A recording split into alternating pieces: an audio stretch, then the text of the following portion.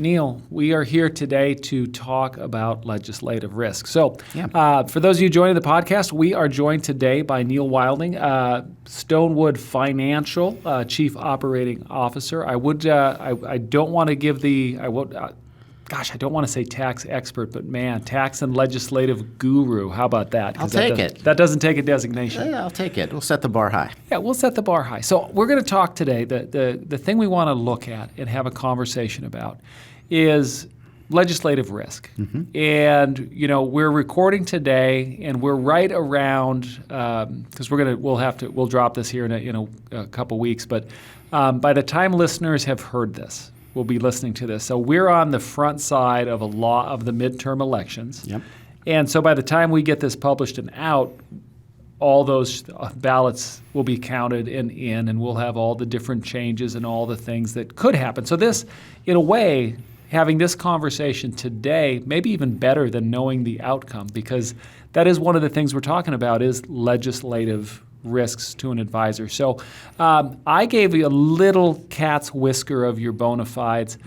For the audience that doesn't know you, tell us a little bit about you real quick. Sure. Yeah. Well, I grew up in this business. I mean, my first job out of school many moons ago, back in the mid-'90s, I started working with financial advisors. I was in the annuity industry, and back when annuities were niche products back then, right? Yeah.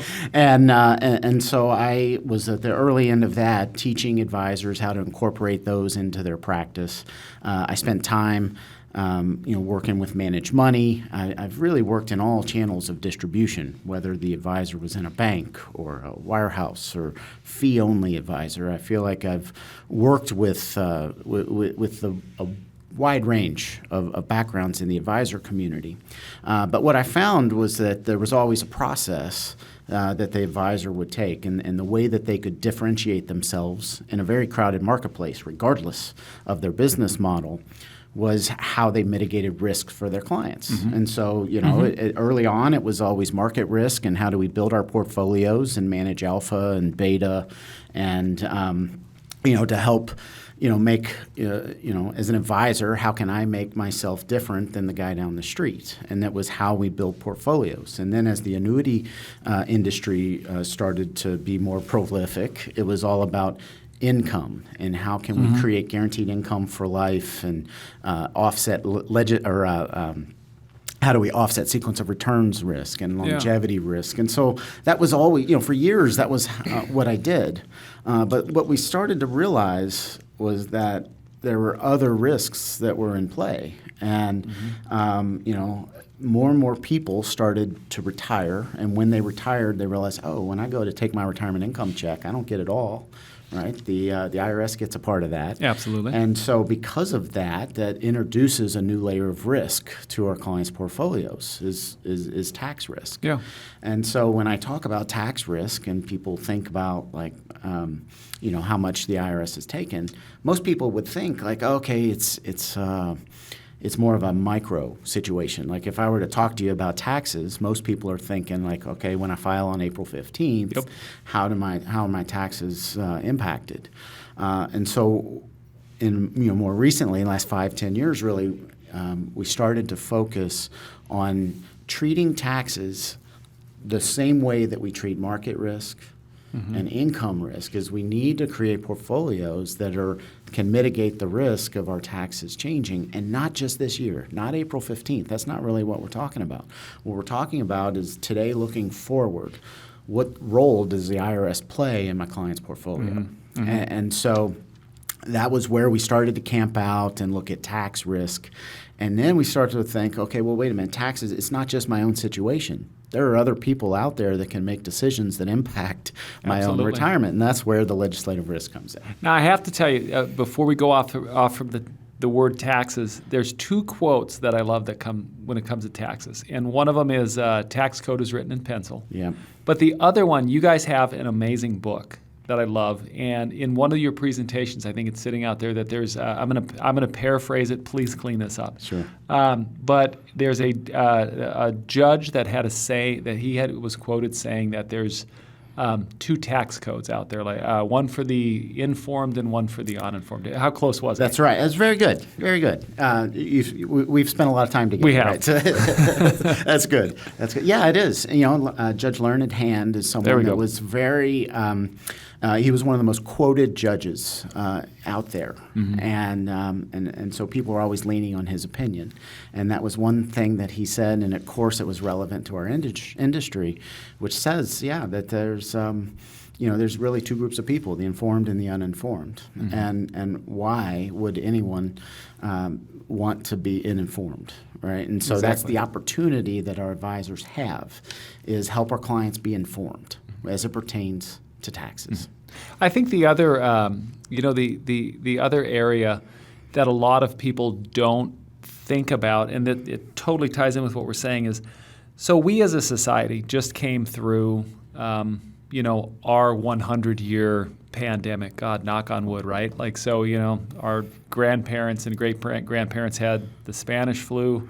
Yeah. We had COVID, the impact that it had on our society. And I'm going to go off your book, off the book that you all put out, because it is a great book. In there's the conversation of the impact of COVID, but not on, again, I'm paraphrasing, but the impact that COVID had on just about everything, and where a lot of people don't necessarily put two and two together is all these things that we had to do. Not getting political, decisions were made, money spent, but that's kind of the key thing. Money spent, legislation. Yeah. That now, eventually, you use the credit card and at some point you have to pay. Yeah. That's right. And that impacts us today, right? And actually it's a positive impact, right? Because the money spent, it helped people that needed help at a certain time. But it certainly wasn't free money. And it is certain that at some point it's going to have to be paid for. And you look at our national debt and you look at, crossing over 30 trillion, right? And so that means at some point, someone is going to be in control in Washington and make some decisions that we're going to have to start paying for this. And that usually means different tax policy.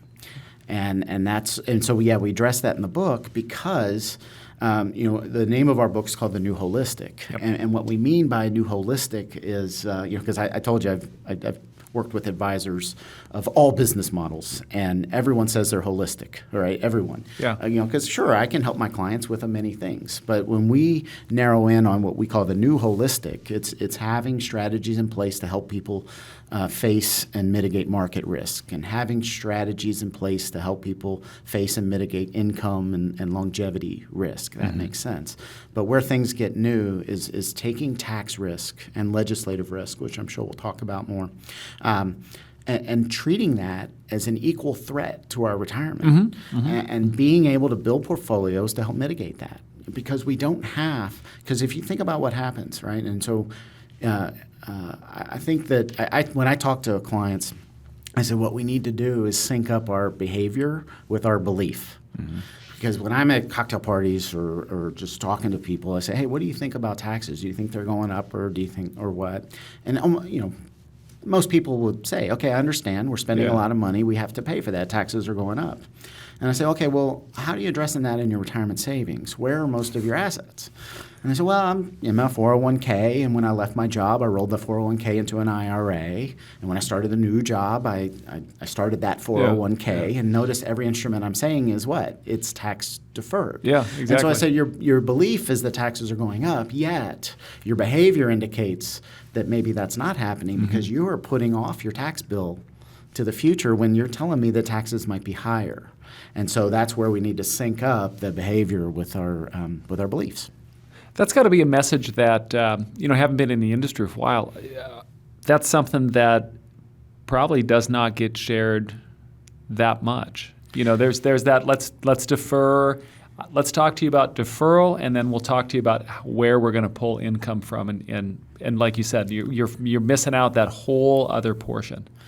Yeah, it doesn't, because if you think about it, at the end of the day, I feel like people are good, and we try and do what's best. And so, what do we do when we start our job? One of the first things we do, we fill out our paperwork for our health insurance if we're lucky enough to work for someone that provides some health care. And then we fill out the 401k stuff. And what's right to do? Put money in a 401k. Of course, it's a great idea, right? That's a great idea. We want people saving. And so, unfortunately, though, most 401k options are all tax deferred, so Yep. we'll just choose the 401k and we'll sign up. If there's a Roth option, by the way, probably not much information about which one to choose. No. So they'll just choose what they're used to. They'll choose the 401k and then probably think more about what funds should I choose within the 401k. But that's, again, they're doing the right thing. And then when they leave their job and go to another job, what are we trained to do? Well, we need to roll over that 401k. Absolutely, I agree. Great idea. Get that money in your control. And then when you start to save and with the new job, do the new 401k. So I kind of talk about that because I feel like people are doing the right thing, or at least what they believe to be the right thing. They're going the right direction. They're They're going just the right not going. They're just not going all the way to the finish line. Because it's a layer of analysis most people haven't thought about, which is like including the IRS Yeah. and taxes into their retirement planning. It just hasn't, the conversation hasn't happened very often. Yeah. That's right. Now, shameless plug. I don't normally do this, but I'm very excited because Creative One. We're working with you all, and we have a great program that we're working with you. And in fact, we're bringing in a whole bunch of advisors into the in-house here later today. That's how we got you here. For a program called Taxes Declassified. But, okay, that was my plug. We'll just leave it at that. So let's talk legislative risk. What are some big things you're keeping an eye on? What should we be keeping an eye on? Well, for me, it's like the difference between micro and macro. And so when I say that, most people think of taxes and they think about what happens on April 15th. Yep. And so the first thing that we do, and we cover that in the session, is to start to take a different mindset. We need to not just think about April 15th, because if we're only thinking about April 15th and we're trying to minimize our tax bill on April 15th, we are always going to do what? Defer. Yep. Right? Forest Defer. for the trees. Defer. But if we start thinking about macro, and we're like, well, wait a minute, maybe it does. Oh, and taxes are artificially low right now, and we have a small window of time where taxes are low, and we can see where maybe they might be going up pretty soon. Well, okay, maybe we have an opportunity to think big picture here. Maybe I should pay some taxes this year. And that might mean on April 15th I pay a little bit more, but over the lifetime, a lot less. And so that's one of the things that to me is a mindset. We have to start thinking not just about 1 year, but all the years of our retirement. And then once we do that, then and we start thinking about, okay, what can the changes be? And so most people just think about situational tax changes, right? The reason people believe in tax deferral is because they believe that I'm in my high earning years now. And so when I hit retirement, I'm not going to be making as much money. So I'm going to be in a higher bracket today than in the future. Later, So why not defer? And so, but that's situational. And what we found is actually most people's situation, when you hit retirement, do you want to take a pay cut? Most people don't. And so if you don't want to take a pay cut, that means you're probably going to be in a similar bracket. But what legislative risk does is it takes the analysis beyond just that situational, right? Because you do control your own situation to a certain extent. And so there's a risk tied to that tax risk that can apply to that based on the decisions you make. But see, legislative risk is simply, the fact that rules are made in Congress, and those rules could negatively impact your retirement. And those decisions are up for election every 2 years, right? And so because that's happened, and because these other people, these elected officials can make decisions that impact us, that's a risk. And so how can we help mitigate that risk? And that's what we do in the trainings, and that's what we talk about in the book, is the way we can do that is make sure that we get our assets positioned in portfolios that aren't taxed in the future. Because if they're not taxed in the future, they're not subject to those changes that could happen in the future. That's fascinating. So what? Let's play Punxsutawney Phil here, but not political, not political. But when you look at the overall legislative picture, so I know that there are some big tax cuts that were initiated by the last administration that they're going to sunset. I want to say 2025. Am I right? That's right. Yeah, 2025 is the last year that will be applied. 2026 is the year that they will have new tax policy in place. Now, I would imagine I'm just thinking my way through if I'm a member of Congress and whatnot, sure would be easy to just let that go because it was expiring, and then I wouldn't have to look like a bad guy. Do you think I wouldn't have to do anything one way or the other, kind of? What do you think is going to happen Well, there? you have to kind of think like a political operative, right? So the political benefit, right, has already got a name associated with those, right? Those are affectionately known as the Trump taxes, Yep. right? So I don't know that a new politicians want to come into office and just say, oh, we'll just take what the Trump taxes and extend them. Yeah. Right? That rarely happens. In fact, when you look back in history, you have to go pretty far back for that really happening ever. So with that being said, that means there's going to have to be new policy in place, right? And they're going to want to come up with something that to put their name on. Yep. And so it's going to be tough. And so probably the way I see things happening is maybe let that sunset and then they go and figure things out, which means that when that does sunset, and I don't know if that's going to happen or not, but the point of positioning our portfolios, just like the market, right? Like we put our portfolios in place to hedge against the risk that the market could go down. We don't hope for the market to go down, right? But it could. Yeah. Like so, we position our portfolios. That's what we're suggesting here: is that we just get our assets out of the line of fire a little bit, so that when change happens, or if change happens, we're not affected by that change. It doesn't mean that we're rooting for the change to happen, right? So, regardless of what happens, what I would like is our clients to still be protected. Yeah. Right. Yeah. But it could, right? And I think very likely, if those tax policies do sunset, then they're going to come up with something new, and then they're going to look at all the spending and realize, you know what, we're probably going to need to infuse some more revenue into this, which means more taxes. More taxes somewhere. Anything that you're particularly keeping an eye on? For me, I stay in the industry. So my company, I have someone who used to work in Congress and the White House, and so I let her do all of the political what's the word I'm thinking? Prognosticating. It's a tough one. I just said Punxsutawney. So I'm those just are a sales guy here, so I keep to the simple words here. But no, for me, I just look at how advisors are reacting and positioning themselves. And so to me, I just look at behavior of the advisor. And what's rewarding to me is seeing that the advisors are starting to listen and they're starting to realize, this is an opportunity to be different in my marketplace. And so I am, especially working with this taxes to classified program and with Creative One. It is fun to see advisors starting to position their clients' portfolios in a way where it doesn't matter. Yeah. Because they have a portion of their portfolio, not all, but a portion of their portfolio in tax-free assets. And so to me, I look back, I mentioned I've been at this a long time, and I saw it happen with annuities. And with annuities, it was the mid-'90s, and you think about what was going on there. Markets rocking and rolling, everything's great, and here we are introducing this annuity that paid 5-6%. Yeah. They say, who cares? Or it had an income guarantee, and they're like, well, who cares about an income guarantee? The market's great. My Janus Balance Fund just did 40-50%. Yeah. Right?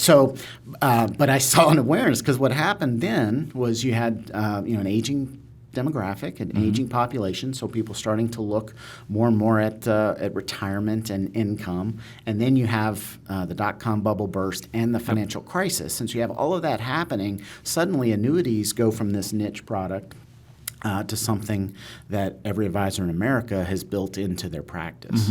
And I see the same thing happening now with tax risk. And that whether we're using Roth conversions or we're using cash value life insurance, the tax-free instruments, I see more and more advisors saying, you know what, I'm the advisor in my market that can be different because of the way that we look at not just market risk, income risk, but taxes.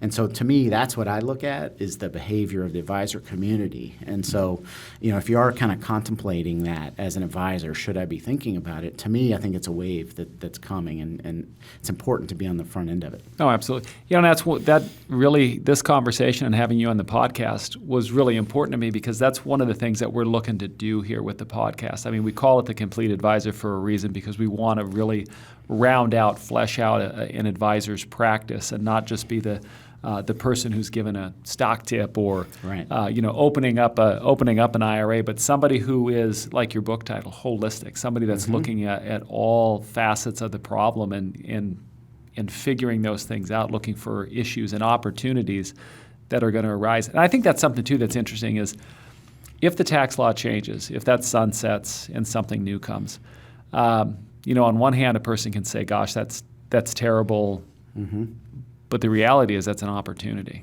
and it gives the advisor the opportunity. There's a saying that I always like that says, "I can't control the weather, but I can set the sails," and that's what we do, and that's what you do. It's awesome. Yeah, I love it. And it's, you kind of talk about like, okay, so if they do raise taxes, now what, right? Or what do we do about it? Well, when the market goes up or down, we don't change our portfolios and the way that we do things, right? So the tax planning that we build, to me, we're just setting the stage for every client conversation we have. We have to mitigate this risk, regardless of what the current environment is, because in the future, it can change. And anytime things can change, it introduces risk. And that's our job as advisors, is to mitigate the risks that our clients face. Yeah. You know what? If we solved if you solved all the challenges, in the first year, if nothing changed, well then, what do I need you for? That's right. Yeah. But, well, shoot. Well, I tell you what, Neil, fantastic. We're going to have you back on, because another area of conversation that I would like to have with you, especially that thought of holistic practices, is I do know a lot of financial advisors don't utilize life insurance like they should. And I do know there's reason for it. I know some of the challenges, but that's a discussion that I would like to have with you on another episode. Love to have it. I went through that, 10 years ago, I didn't do it either, and I kind of saw the light and see the opportunities that we have. So I'd love to have that conversation, Dennis. See, it's so interesting. I'm tempted we have to cut the episode. We have to cut the episode. But Neil, thanks for being here, and we'll have you back. Awesome. Thanks, Dennis. See you. This podcast is for financial professional use only and not for use with the general public. The information provided is the exclusive property of Creative One and is protected by copyright and other intellectual property laws of the United States. This material has been prepared for informational and educational purposes only. It is not intended to provide, and should not be relied upon for, accounting, legal, tax or investment advice. Creative One is not responsible for the results of programs discussed on this podcast or any liability stemming from the use of it. Although we may promote or recommend the services offered by this company, agents are ultimately responsible for the use of any materials or services and agree to comply with the compliance requirements of their broker-dealer and registered investment advisor, if applicable, and the insurance carriers they represent. Copyright 2022, Creative One Marketing Corporation.